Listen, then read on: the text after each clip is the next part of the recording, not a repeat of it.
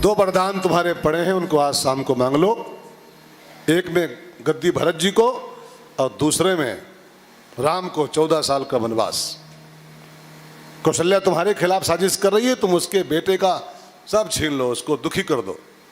सुतः राज राम है वनवासु। अब मंथरा की पढ़ाई कैकेयी बिल्कुल खूब बढ़िया पढ़ा के फिट किया और कहा काली काली साड़ी पहन ले और कोप भवन जाकर लेट जा, कोप भवन में। और जब महाराज जी शाम को आएंगे तो उसको मनाने की चेष्टा करेंगे, खूब चुपड़ेंगे, खूब मक्खन लगाएंगे, मानना मत। ये भी कहेंगे मांग लो क्या चाहिए, मांग लो क्या चाहिए, लेकिन मांगना भी जल्दी मत। कब मांगूंगी? कहा भूपति राम शपथ जब करई। जब दशरथ जी राम की कसम खा जाएं कि तुम जो कुछ मांगोगी वही दूंगा, तब मांगना, तब वरदान मांगना अपने। उसके पहले लाख कुछ भी कहें, कितना चुपड़े, खूब बड़ाई करें, लेकिन मानना मत। नाटक करना है थोड़ा सा आपको। अब कैकेयी लेटी है कोप भवन में। कोप भवन माने, कोप भवन की अंग्रेजी क्या होगी? नहीं अंग्रेजी में बोलो तो, हिंदी नहीं अंग्रेजी में बताओ। कोप भवन नहीं पता? Anger room. Anger room. पहले के मकानों में एक कमरा होता था कोप भवन अलग से। किसी को गुस्सा उस्सा आए तो उसी में जाके बैठे हो। और आप भी इस बात को जरा ध्यान रखो बहनों, खास बहनों विशेष, पूरे घर में गुस्सा नहीं करना चाहिए, क्योंकि हर काम के एक परमाणु होते हैं, हर काम के विषाणु होते हैं। हर जगह गुस्सा करोगे ना घर में, हर जगह गुस्सा, तो आपके गुस्से के जो कीटाणु है ना वो पूरे घर में फैल जाएंगे। फिर आपके पूरे घर का जो वो समरसता का वाईफाई है ना, सब खराब हो जाएगा। इसलिए आप भी ये फैसला करें कि हमारे घर में एक स्थान फिक्स रखो। जैसे पूजा का स्थान फिक्स होता है, वैसे गुस्से का भी स्थान फिक्स कर दो। जिसको गुस्सा आए इस कमरे में बैठे, अपने परमाणु ही छोड़े। हर जगह परमाणु बिखराओगे गुस्से वाले तो पूरा घर का आपका सब वाईफाई खराब हो जाएगा पूरा। तो पहले के मकानों में एक कमरा अलग होता था, कोप भवन। अब आजकल समस्या है कि अब मकान होते हैं छोटे छोटे, 300 स्क्वायर फुट का मकान है 400 का, तो कहाँ सोएं कहाँ गुस्सा है। तो अब जब मैडम गुस्सा होती है, मैडम घर की, तो किचन बन जाता है किचन कोप भवन। और जब किचन में कुछ खट खट हो रहा हो, चौकी बेलना भट भट गिर रहे हो, गिलास विलास टूट रहे हो, तो जानना मैडम कोप भवन में आ जाए। और जब भाई साहब कोप भवन में होते हैं तो ड्राइंग रूम बनता है, कोप भवन ड्राइंग रूम। तो गमला, रेडियो, टीवी फट फट टूट रहा हो तो जानना कि भाई साहब आज एंगर रूम में है, कोप भवन में। तो कोप भवन में कैकेयी बैठ गई और प्रतीक्षा कर रही है कब महाराज जी आवे और मेरा मिशन शुरू हो। उधर दिन भर महाराज जी बिजी रहे। दशरथ जी अरे राम राज्य है कल, दिन भर तो व्यस्त रहे व्यवस्थाओं में।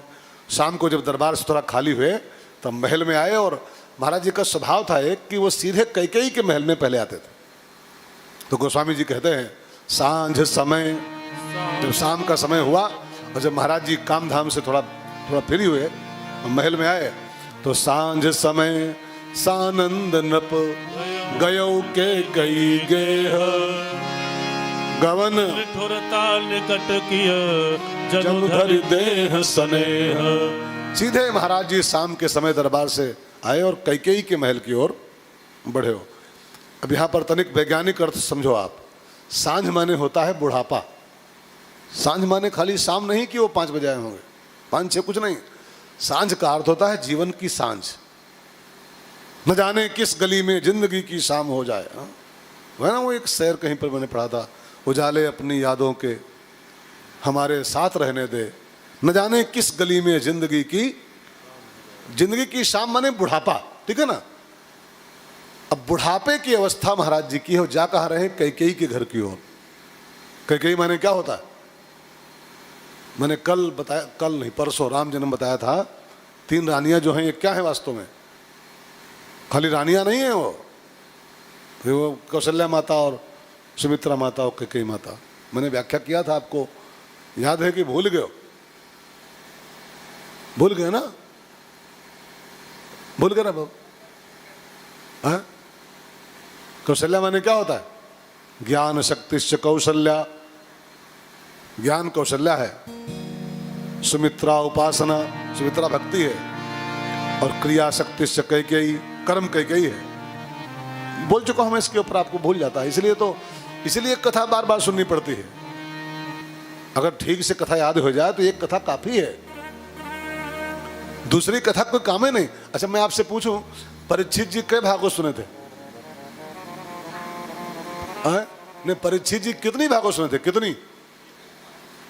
एक। और धुंधकारी के सुना था? धुंधकारी कई भागवत सुना था? 3। एक। अच्छा आप और हम कई सुने बैठे हैं?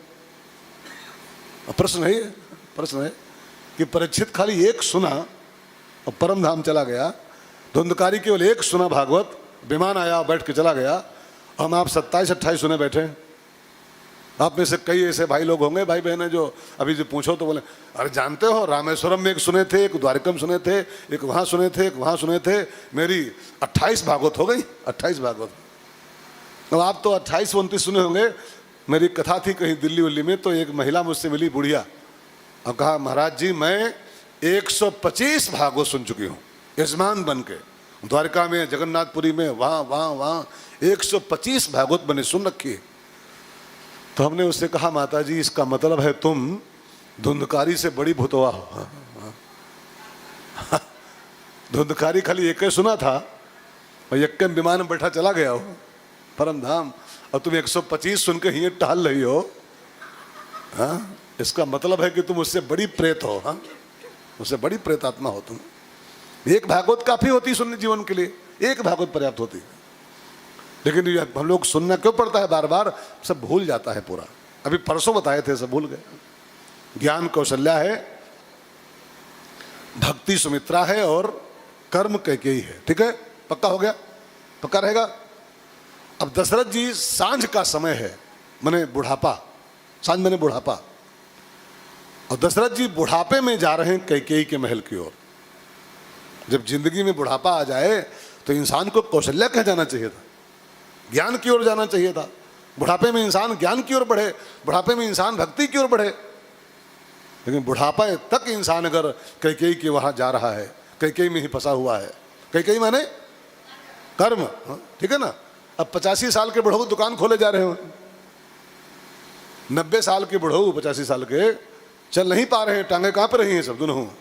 हाँ, और जा रहे हैं कुंजिले दुकान खोले। पूछो कहाँ जा रहे हो? दुकान खोले। पूछो तुम ना खोले तो कोई नहीं है का घर में? अरे हम नहीं तो कौन खोलेगा, मर जा तो कोई रोज खोलता है बुढ़ा। हाँ, दुकान रोज खोलेगा। ये निंदा नहीं है दुकान की, लेकिन यार कब तक जिस काम के लिए दुनिया में आए हो वो कब करोगे? जिसके लिए भेजे गए हो ऊपर से, दुकान खोल के मर जाओ इसके लिए पैदा हुए तो क्या?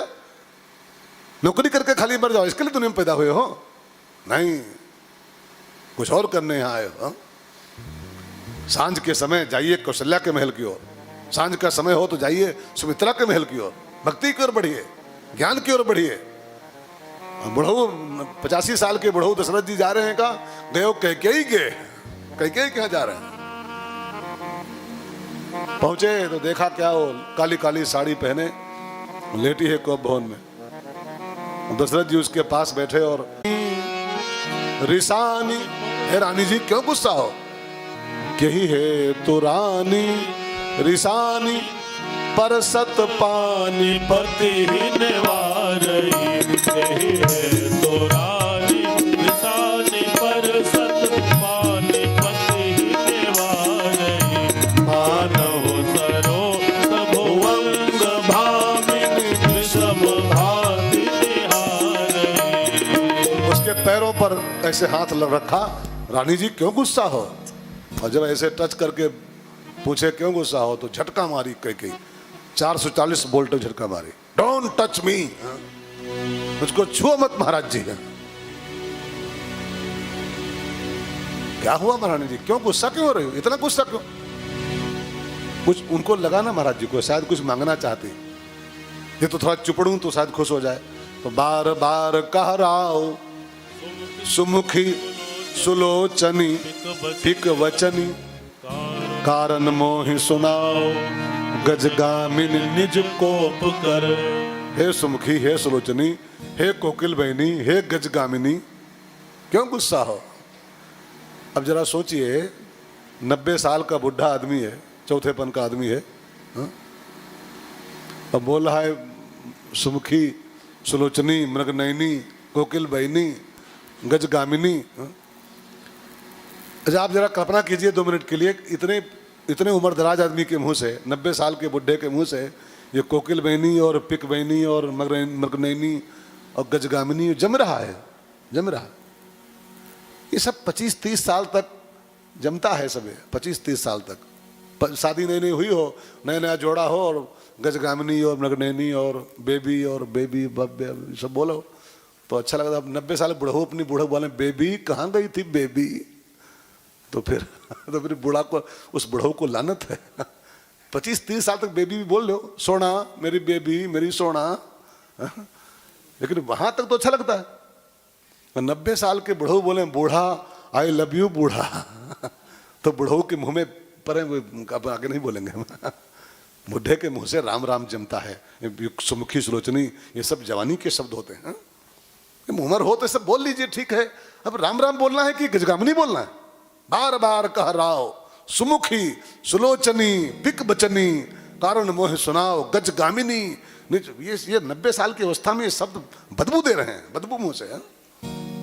राम राम बोलने की उम्र है तेरी, हो तो गजगामिनी बोल रहा। दशरथ जी के जीवन का ये माइनस पॉइंट है। दशरथ जी की निंदा नहीं है, ये निंदा नहीं है। दशरथ जी राम के पापा हैं, बहुत बड़े महापुरुष हैं, लेकिन वो एक माइनस पॉइंट के कारण दशरथ जी मात खा गए, मात खा गए। एक माइनस पॉइंट केवल जीवन में था। देखो, लिखा पढ़ी बोल रहा हूं, सब लिखा है। देखो काम प्रताप, काम प्रताप। दशरथ जी के अंदर अभी तक काम विद्यमान था, अभी तक। कैकेयी में इतना अधिक आसक्त थे वो, सुंदर थी कैकेयी, थोड़ा रूपवान थी, अभी नई नई थी वो। कौशल्या सुमित्रा थोड़ी बुढ़ी हो गई, वो अभी नई ब्याह के आई है, तो थोड़ा जवान भी है और सुंदर भी है। तो कैकेयी के प्रति दशरथ जी के अंदर इस अवस्था में भी अभी तक वासना विद्यमान थी। देखो काम, मैं नहीं कह रहा हूं, मानस कह रहे, देखो काम प्रताप, देखो काम प्रताप। भय बस अगहुड़ पर न पाऊं, जिनके एक पुकार पर पूरा त्रिभुवन हिलता था, वो दशरथ कैकेयी के कोप को सुन के सिकुड़ गया। देखो काम प्रताप बढ़ाई। और जिसके जीवन में काम विद्यमान होगा तो वह राम कहाँ रह पाएगा फिर? हाँ, वहां से राम को जाना ही पड़ेगा। दोहावली में एक दोहा है, जहां काम तह राम नहीं। अगर काम आपके अंदर इतना भी विद्यमान है तो फिर राम नहीं, फिर राम और रुक नहीं सकते। काम और राम का कोई तालमेल नहीं। काम अगर है तो राम जा निकल जाएंगे वहां से। ये दोहा बिल्कुल सत्य बोल रहा है, जहां काम तह राम नहीं और जहां राम नहीं काम। तुलसी कबहू न रह सके रवि रजनी एक ठाम। सूरज और रात एक साथ नहीं रह सकते हैं। काम अगर रात्रि है तो राम सूरज है, रात्रि और सूरज साथ साथ रहे संभव नहीं। दशरथ जी के अंदर जो विद्यमान काम था, बस यही राम के वनवास का एक कारण बन गया है भी। काम न होता तो राम रुके रहते, जाते नहीं। काम था सो राम